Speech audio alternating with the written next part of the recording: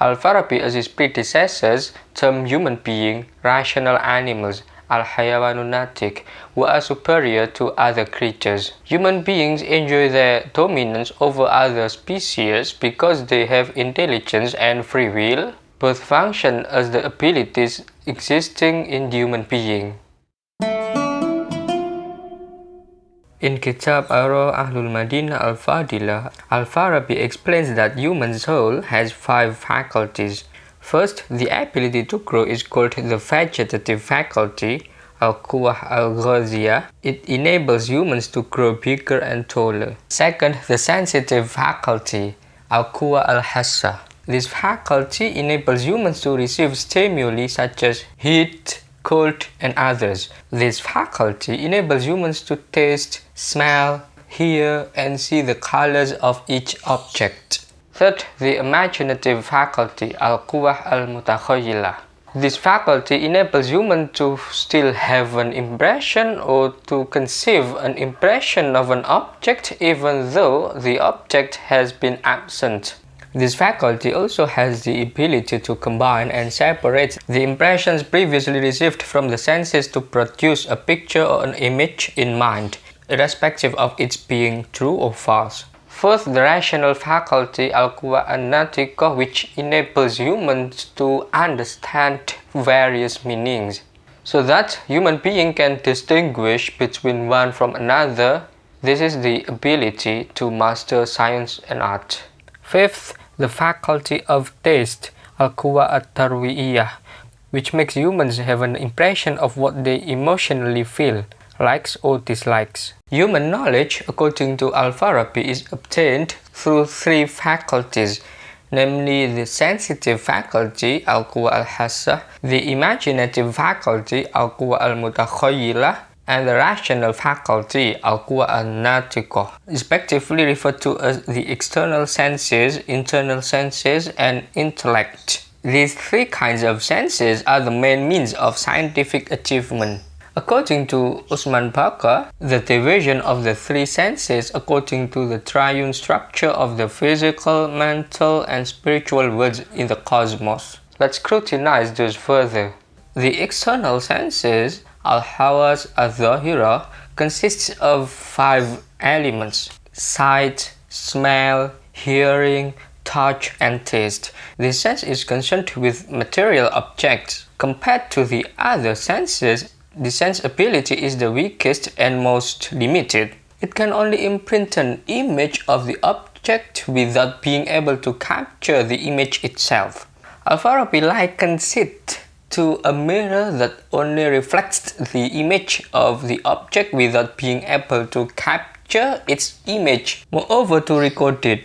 Therefore, Al-Farabi, like Al-Ghazali, Ibn Arabi, and other Muslim philosophers, placed the external senses in the lowest position amongst the human senses. The internal senses, Al-Hawas Al-Batina, are a part of the soul that has other abilities not possessed by the external senses. Al-Farabi mentions the existence of 5 internal sense elements. First, the representational faculty, Al-Quwwah Al-Musawwirah, the estimation faculty, Al-Quwwah Al-Wahm, the memory faculty, Al-Quwwah Al-Hafidhah, the rational imagination faculty, Al-Quwwah Al-Mufakkirah, and the sensitive imagination faculty, Al-Quwwah Al-Mutakhayyila. The representational faculty is the ability to record the forms of an object even though the objects themselves have disappeared from the senses.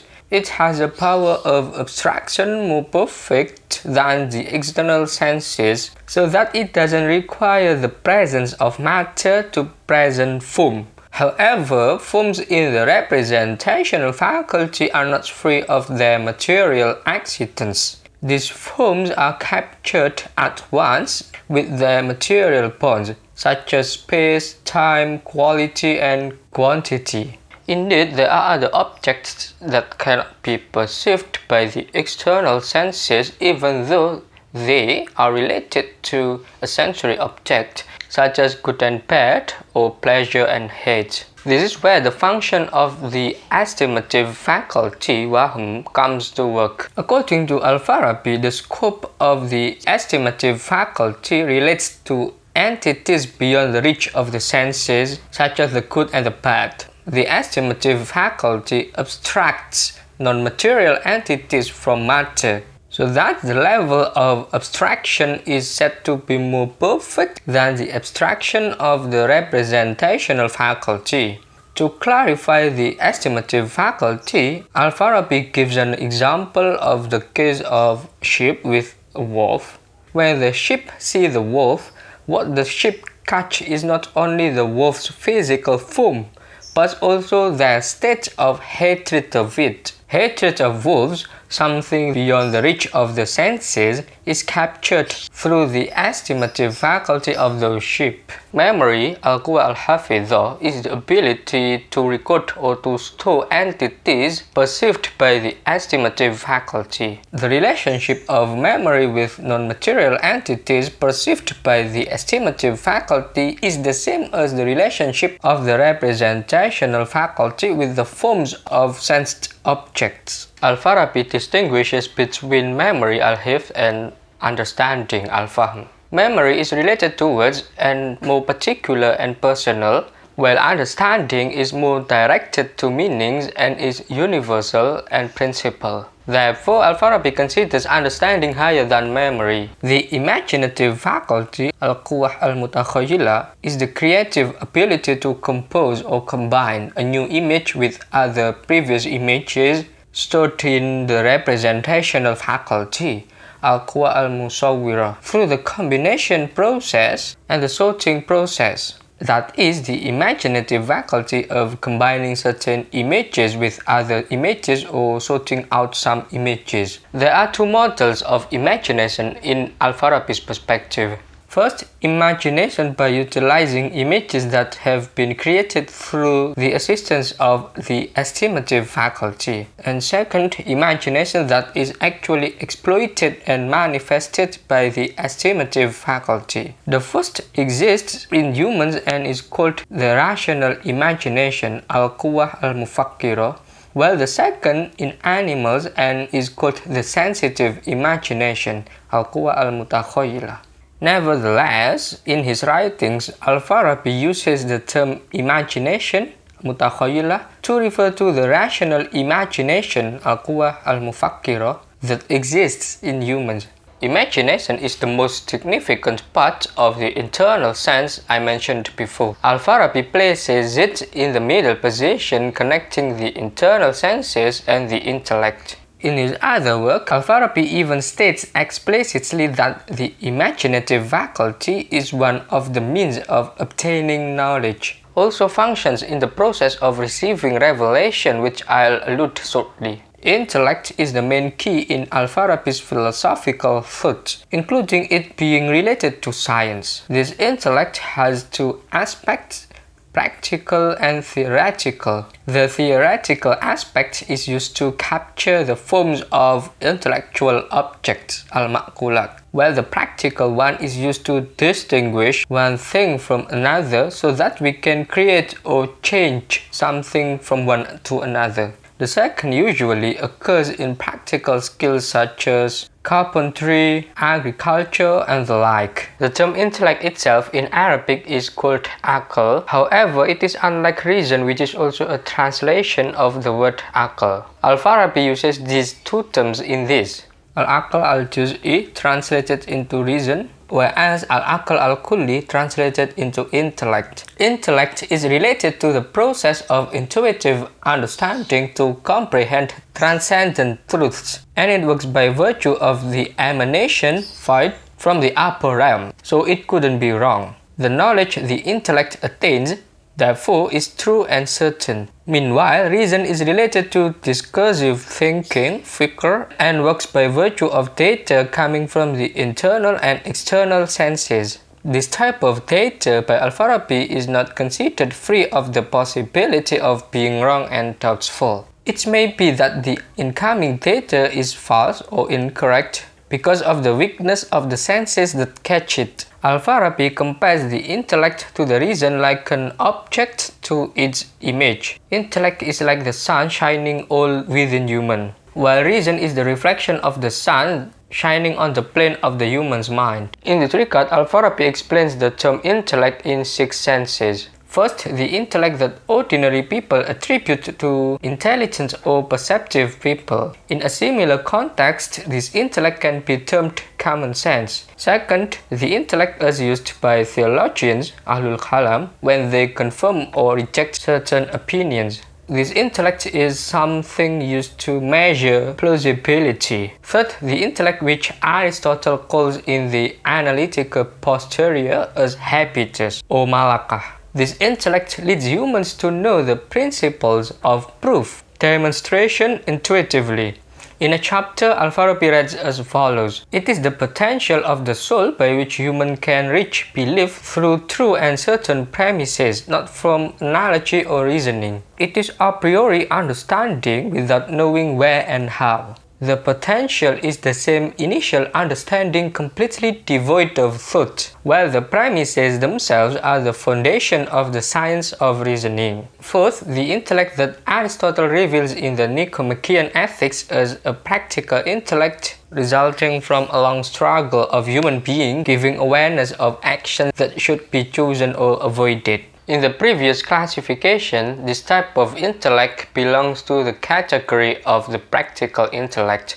Aristotle himself calls it phronesis, practical wisdom. Phronesis or practical wisdom is the ability to act by virtue of consideration of the good or the bad when human being is faced with several or many choices. People who have phronesis will understand how to act appropriately. This practical wisdom, according to Aristotle, cannot be taught but can be trained by habituation. Phronesis grows and develops from experience and ethical habits. The more firmly a person acts ethically, the stronger his ability will be to act according to his proper understanding. Just as a person who trains his soul more and more will become sensitive to his feelings. Fifth, the intellect discussed by Aristotle in the Anima, which includes 4 parts. Potential intellect, al-aql bil-quwwah, is the soul or element that has the ability to abstract and absorb the essence of existence. It is almost like a material on which forms can accurately be painted or imposed, or like a candle on which an inscription can be engraved. The actual intellect, al-aql bil-fi'l, is the intellect that acts to perceive the essence of existence existing in the potential intellect as well as the abode of forms of understanding or perception resulting from the abstraction. According to Al-Farabi, the actual intellect comprehends knowledge by accepting its forms which appear as pure knowledge as a result of abstraction from matter. Furthermore, the actual intellect can know itself because it is both intellect and knowledge itself. Al-Farabi wrote, when the objects of the intellect, al-ma'kulat, in the potential intellect have abstracted to be separate forms free of matter, then it means that they have become objects of the actual intellect. And the intellect which acts to abstract these objects is called the actual intellect. At this level, the subject and object of thought are no longer separate. Both are one being, so they are intellection, the process of understanding, as well as the subject and object of knowledge itself. The acquired intellect, al-aql al-mustafad. It is a further process of the actual work of the intellect. According to Al-Farabi, when the potential intellect has abstracted into actual forms of knowledge being independent of matter, then at the second level it thinks about itself. This ability to think is called the acquired intellect. This intellect is higher than the actual intellect because the objects are pure forms free of matter, and all this is done without the assistance of the imaginative and sensitive faculties. Thus, the acquired intellect is a further form of the actual intellect That is, when the actual intellect has been able to position itself into knowledge, self-intelligible, and been able to carry out the process of understanding without the assistance of other faculties. Al-Farabi wrote, where the actual intellect at a later level thinks of its own existence and content, where it is pure forms of knowledge, intelligibles, free of matter, then that is what is called the acquired intellect, al-aql al-mustafad. According to Al-Farabi, the acquired intellect marks the pinnacle of human's intellectual faculty, as well as becomes the dividing line between material nature and intelligence. It is a purely spiritual being that doesn't need a body for its life, nor does it need physical strength for its thinking activities. This intellect is similar to the active intellect, al-aql al-fa'al. The difference between the two lies in the fact. First, the active intellect is an absolutely separate intellect as well as a perfect repository of forms of knowledge, while the acquired intellect is a form resulting from further process of the actual intellect. Second, the content of the active intellect never ceases to actualize itself, while the content of the acquired intellect only shows the level in acquiring the actuality through the potential intellect. The active intellect, al-aql al-fa'al. It is a separate intellect and the highest of all intelligences. This intellect is supernatural intermediary or supermundane agency that empowers the human's intellect to actualize her or his understanding. In relation to the potential intellect, Al-Farabi analogizes this active intellect to the sun for the eye in darkness. The eye is only potential vision in the darkness. It is the sun, as long as it gives light to the eye, that causes the eye to become an actual vision. That objects that have the potential to be seen by the eye become truly visible. Besides, sunlight allows the eye to see not only objects of sight, but also light itself, as well as the sun that is the source of the light. Hence, the light of the active intellect causes the potential intellect to be actual intellect, capturing light and understanding the active intellect itself. Al-Farabi identifies the active intellect with the Holy Spirit, Ar-Ruhul Quds, Gabriel, the angel of revelation. This active intellect is the perfect repository of the forms of knowledge. It serves as a model of intellectual perfection. Human beings can reach the highest level of existence that is possible for those when they can manifest the true figure of human, al-insan al-haqiqah. That is when the human's intellect can unite and resemble the active intellect. Sixth, the intellect that Aristotle calls in his Metaphysics is an intellect that thinks and has self-subsistence. In Islamic theology, this is called God. According to Al-Farabi, this intellect is completely free of all imperfection. There is no intellect not coming from God, including the active intellect being able to actualize human's understanding. According to Al-Farabi, human beings not only summarize the potentials of plants, vegetative, and of animals in order that they can grow and develop, but the most important thing is the potential of reason, rational. More than that, human beings also have intellectual potentials, al-aql al-kulli, so that they can escape from the confines of the material world to further reach non-material and metaphysical realities. In fact, it is this intellect being able to lead human beings to meet their God. This is where the chief value of human being in comparison with other creatures. I'm waiting for you in the comment.